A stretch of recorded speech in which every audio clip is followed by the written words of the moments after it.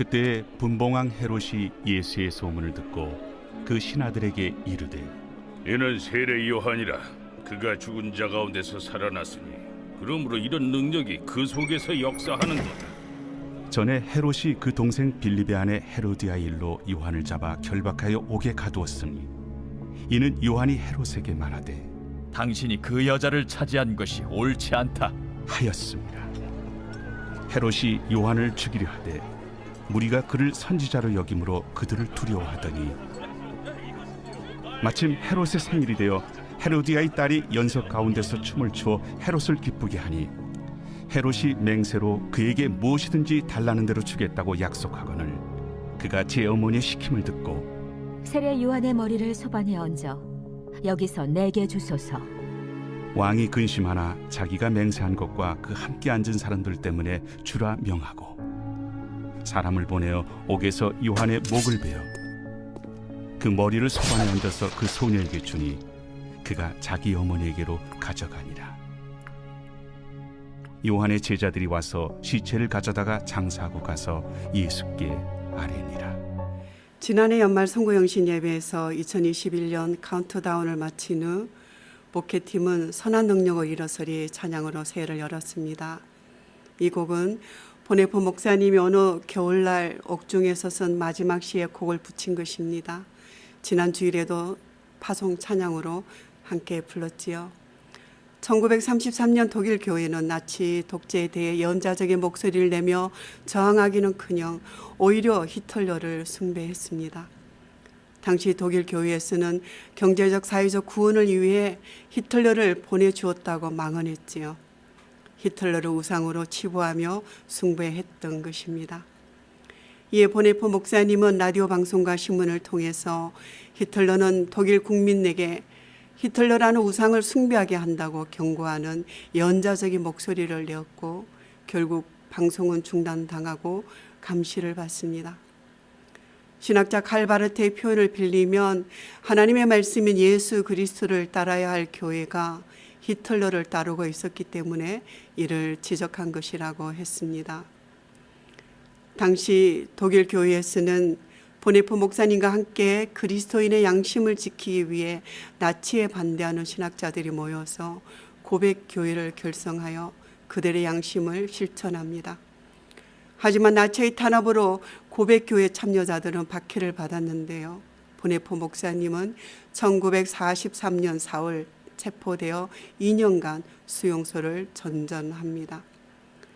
보네포 신학은 고난과 함께하는 신학입니다.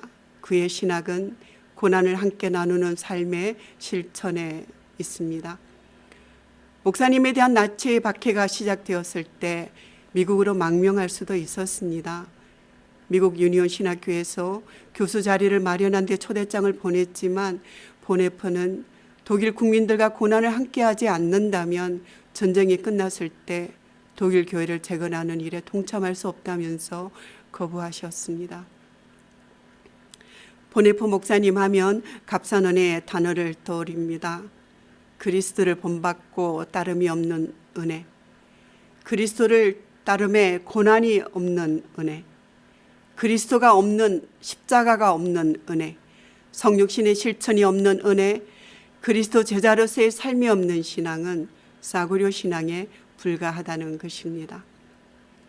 보네포 목사님은 히틀러 정권에 저항했다는 이유로 투옥되어 2차 대전 종전을 한 달여 앞두고 39세의 나이에 안타깝게도 순교하셨습니다.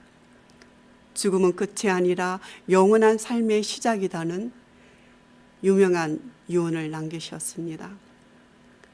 주 선한 능력으로 안으시네, 그 크신 팔로 날 붙드시네, 절망 속에도 흔들리지 않고 사랑하는 주 얼굴 구하리. 이전의 괴로움 날 에워싸고 고난의 길을 걷는다 해도 주님께 모두 맡긴 우리 영혼 끝내 승리의 날을 맞으리.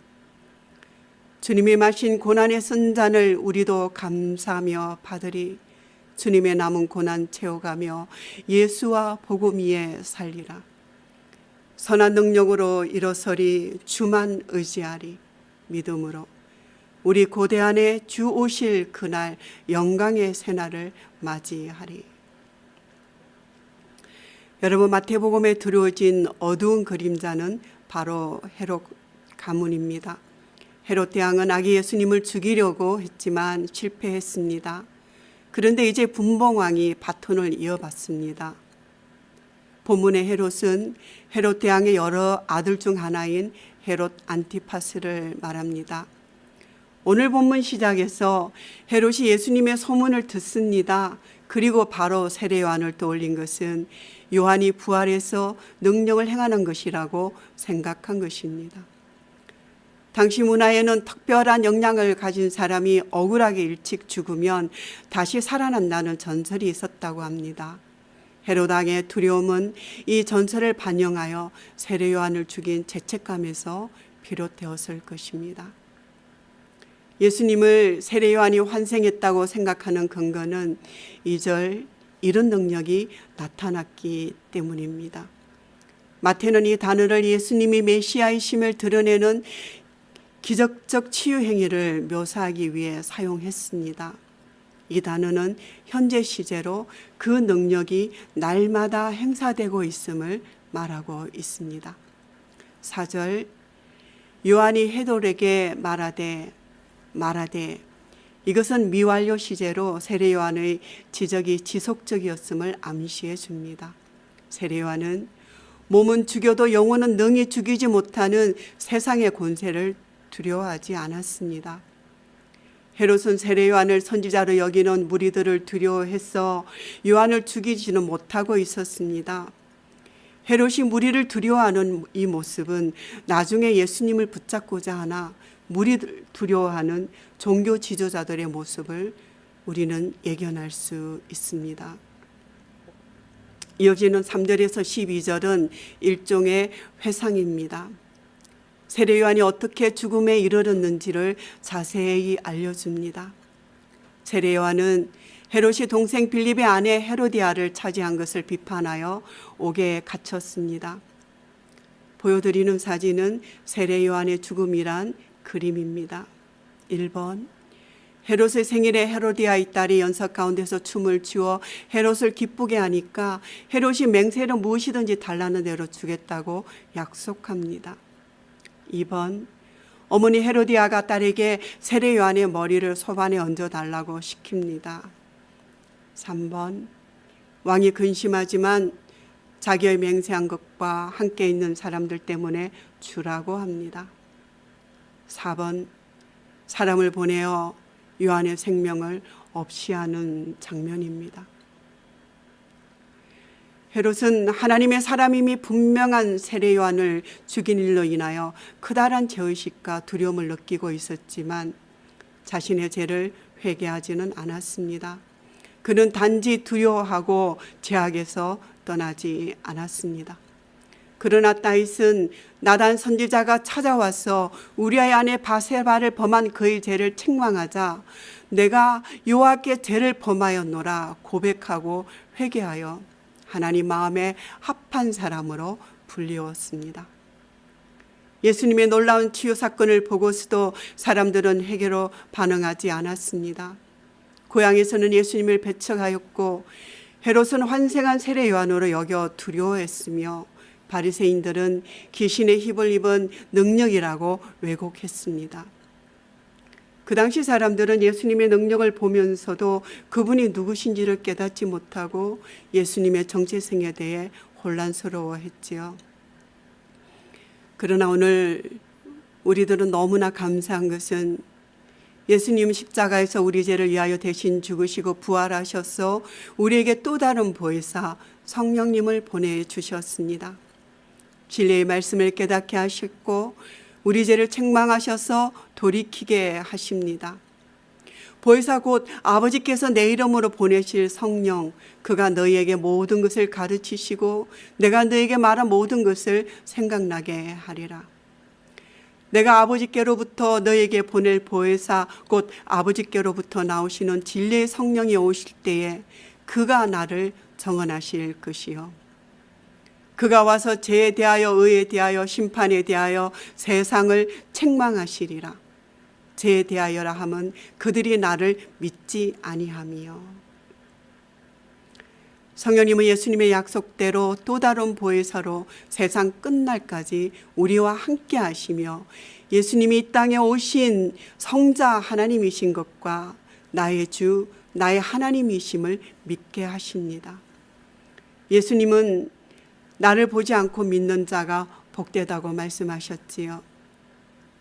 또 다른 보혜사 성령님이 우리와 함께 하심을 어떻게 알 수 있습니까? 고린도전서 12장 3절에서는 성령을 아니하고는 누구든지 예수를 주시라 할 수 없다. 이것을 현대인의 성경에서는 성령님의 도움이 없이는 아무도 예수님을 주님이라 말할 수 없습니다.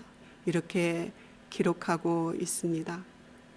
예수님을 주님으로 부르고 계신 여러분, 예수님의 이름으로 기도하시는 여러분, 이미 성령님이 여러분과 함께 하심을 믿으시기 바랍니다. 이 아침 저는 특별히 매뉴얼에 익숙한 세대들에게 믿음의 은사를 더하여 주시기를 기도합니다. 사도행전 5장 32절에 보면 하나님이 자기에게 순종하는 사람들에게 주신 성령이라고 했습니다. 하나님의 말씀, 생명의 매뉴얼을 따라 기쁘게 살아가십시다. 약속의 은혜로 성령의 기름 부으심이 넘쳐나시기 때문입니다. 요즘 비대면 새가족반 3차를 줌으로 진행하고 있는데요. 생활숙제로 매일 요한복음 한 장씩 읽기에 수료할 때면 요한복음을 일독하고 묵상하게 됩니다. 매주 만나면서 읽으시며 깨닫고 또 교훈을 주신 부분, 격려하는 부분 두세 문장 정리해서 나눔을 가집니다. 저 개인적으로는 이번에 다시 요한복음을 읽어 나가면서 유독 세례 요한에게 시선이 옮겨졌습니다. 세례 요한은 제자들이 예수님과 자신을 경쟁 관계로 보자 그는 흥하여야 하겠고 나는 쇠하여야 하리라 말한 적이 있습니다. 세례 요한은 태어나기 전에 이미 하나님의 계시로 주님의 길을 예비하는 사명을 부여받았습니다. 자신은 빛에 대하여 정언하고 모든 사람이 자기로 말미암아 빛 대신 주님을 믿게 하려 함이며 빛에 대하여 정언하러 온 자라고 선포했습니다. 선지자 이사야의 말과 같이 주의 길을 곱게 하라고 광야에서 외치는 자의 소리라는 그 소명을 안고 이 땅에 태어나 자신의 소명을 그 소명대로 끝까지 아름답게 감당하였습니다. 세례 요한은 자신이 누구인지 알았습니다.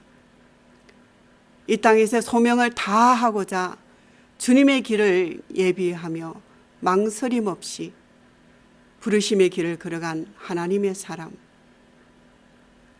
시대의 선지자였습니다. 하나님의 나라는 지금도 여기에 여전히 우리를 통하여 펼쳐지고 있습니다.